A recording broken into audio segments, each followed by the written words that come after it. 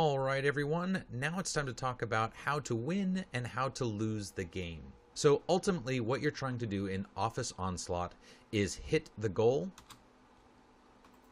Your cards up here are your goal. A number of times equal to the number of coffee here and of the right associated colors. So white in the game, you can use any color of resource. In this case, it's white coffee to satisfy this hit. So this means that you can use white coffee, red, yellow, or blue coffee in order to satisfy this hit. Whereas on the leveled up side, or the reverse side of the goal cards, you see blue, red, yellow. That means that you have to have coffee of an associated color, of that matching color, in order for it to count as a hit. What I mean by hit the goal with the right associated coffee is by looking at your task cards. Task cards are your resource that come from your task deck and travel throughout your task queue. Let me flip this over here. And you can see that they generate a yellow coffee in this case. So whenever you draw a coffee into your hand and the goal is unprotected, as in it doesn't have a task directly in front of it, you can hit the goal. Oops. And you do that by assigning it directly to the goal hits. So right here it would indicate that you have hit the goal for one yellow coffee. That would also still be okay if it was the white, because we would have one yellow coffee, which would be any one of these. Now, you aren't able to hit the goal if there is anything in front of it. So if we had tasks blocking your way, you wouldn't be able to hit the goal with coffee drawn into your hand until you either move the goal to another column or were able to remove these two blocking tasks. So in this case, just as a sum up here, you would be able on side A to use this combination.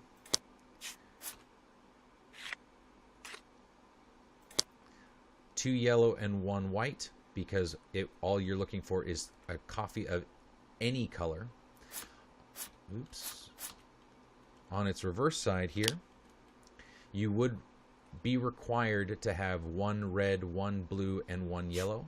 So you'd have to wait until an opportune time to draw the right type of task. All right. So for the reverse side, you would need these three different colors. Immediately once you place the last coffee cup, the game immediately ends and you win. One thing to note is you do not have to lay down the color of coffee in the same order. That is available as an extra tough option, but if you satisfy the cost, any of these three matching these colors right here, the game immediately ends and you win. Congratulations. All right, so now that we've talked about how to win the game, let's talk a little bit about how you lose the game. There are 4 lose conditions, and since we've just talked about tasks right here and coffee, let's kind of talk about how that works for a lose state. So tasks are going to come out on the board during the review phase, which we'll talk about in another section, but they're going to get pushed down the work column here, or the task queue.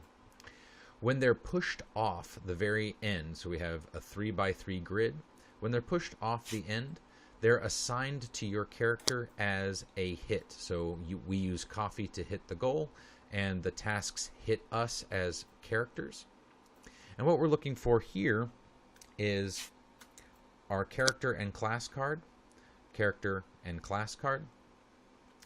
This is our fuse right here. This is our frustration meter, and this is going to burn up, and if we ever have the final hit assigned to this dynamite icon right here, everybody loses the game. So when we have a task that is pushed off, we as a group, since this is a fully co-op game, get to decide where that coffee goes. or where that hit goes.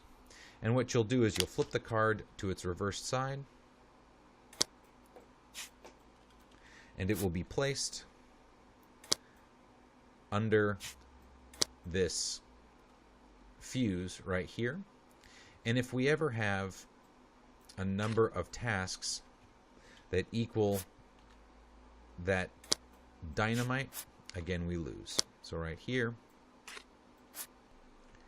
The next way that you lose related to tasks and coffee is if there are no more coffee to draw or tasks to draw from the task deck, and there are no left over in the task recycle area. As you play, tasks will move around the board, they'll move into your deck, and sometimes will be recycled and waiting in a pile here. If ever you are asked to add a new task to the deck, and there are no tasks in this queue right here that can be moved back over and redrawn, the game immediately ends and you lose. Another way that you lose is if a drama card comes from the drama deck and travels all the way through the drama track and makes it over to this last section over here. That has this fire icon, burns up this fuse, and if it ever reaches here, you've had too much drama at work and the company folds. Finally, the last lose condition is if you are ever called upon to add a new drama to the drama track and there are no more drama cards left to add. All right, so that's how you win and you lose the game.